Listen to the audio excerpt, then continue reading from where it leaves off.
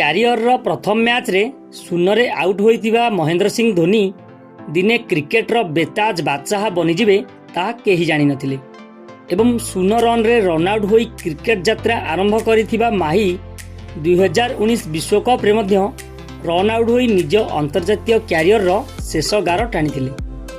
Cricket जगतर सबुठारु बड़ match finisher तथा captain cool भावे जनाशुना Mahendra Singh Dhoni 23 December 2004 रे बांग्लादेश विपक्ष रे डेब्यू करथिले एवं 15 अगस्त 2020 रे अंतर्जातीय क्रिकेट रु अवसर घोषणा करिनेइछंती। हेलिकॉप्टर शॉट पाई एक स्वतंत्र परिचय सृष्टि करिथिबा धोनी को बैट विषय रे आपण माने हुए तो बहुत कम जानिथिबे। तेबे चलंतु एही वीडियो माध्यम रे भल भाबरे जानिबा। धोनी तांकर डेब्यू मैच रे तथा प्रथमे किछि मैच रे BAS बैट व्यवहार करथिले। सेतेबेले एही बैट रो मूल्य थिला मात्र 16,000 टंका और एहार ओजन थिला 1 किलो 240 ग्राम।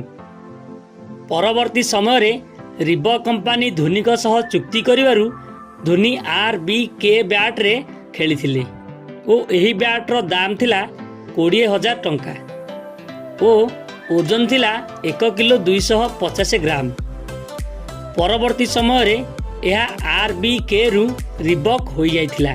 2011 विश्वकप फाइनल रे धोनी व्यवहार करिथिबा रिबॉक बैट इंग्लैंड ठारे अनुष्ठित एक नीलाम प्रक्रिया रे 1 लाख पाउंड अथवा भारतीय मुद्रा रे 83 लाख टंका रे बिक्री होइथिला, जहा कि एक रेकॉर्ड सृष्टि करथिला एवं एहा मध्य वर्तमान सुधा पई एक रेकॉर्ड होई रहिछि। यह व्यतीत महेंद्र सिंह धोनी निज क्यारियर मध्य SS bat, SG bat, 7 bat एवं स्पार्टन कंपनी रो बैट मध्य व्यवहार करि सारिछंती। धोनी सर्वदा सामान्य ओजन बैट व्यवहार करने को पसंद करुथिला बेले जेते बेले लंबा हिट दरकार से सर्वाधिक 1270 ग्राम रो बैट व्यवहार करती, जेते बेले कि विराट कोहली बैट रो ओजन मात्र 1 किलो 150 ग्राम। धोनी वर्तमान व्यवहार करुवा बैट रो नाम है स्पार्टन MSD 7, जार दाम 33,000 टंका आरंभ होई 50,000 टंका पर्यंत रही और यार ओजन 1 किलो 240 ग्राम रु 1 किलो 270 ग्राम पर्यंत रही।